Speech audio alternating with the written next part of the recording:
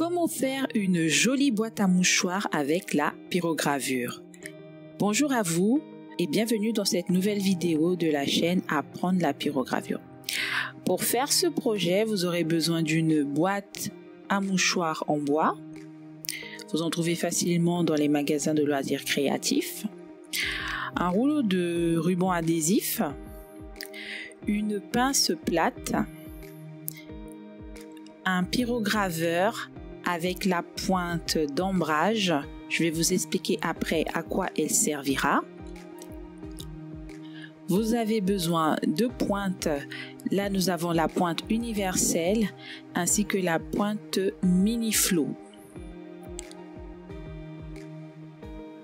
Il vous faudra aussi une petite brosse en laiton pour nettoyer vos pointes, un crayon, un petit chiffon humide qui va nous servir pour une technique de transfert.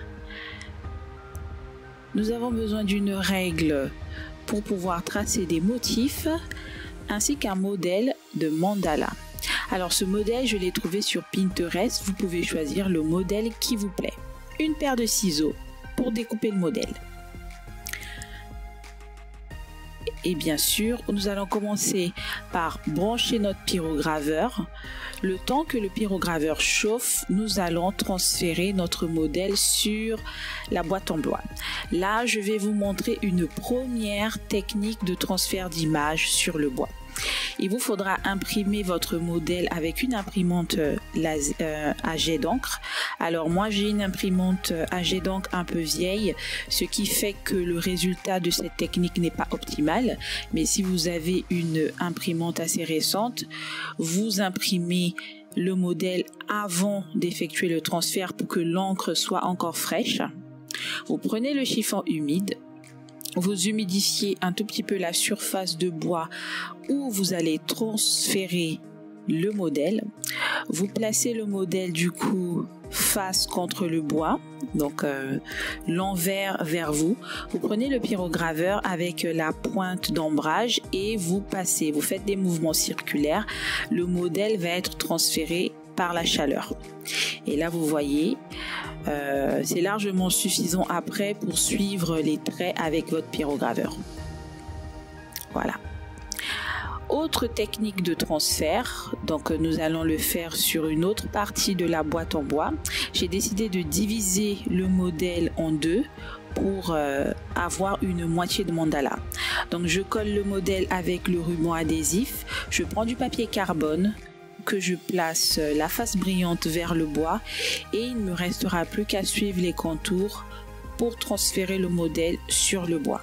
C'est vraiment une technique accessible à tous. Voilà le résultat.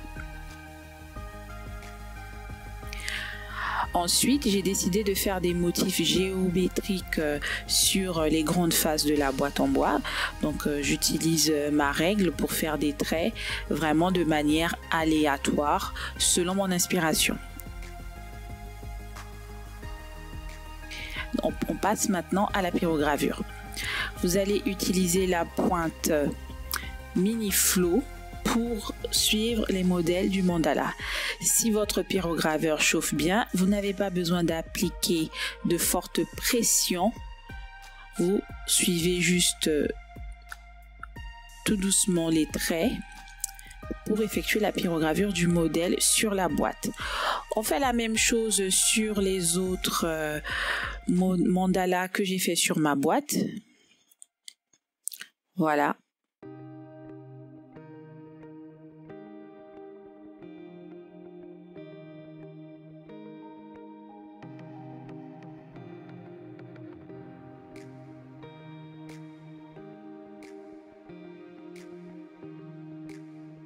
Ensuite, je vais faire un remplissage avec la technique des points. J'utilise toujours la pointe mini flow. Je fais des points pour pouvoir remplir certaines pétales du mandala. Je trouvais que ça apportait un certain équilibre de ne pas remplir toutes les pétales du mandala. Voilà le résultat.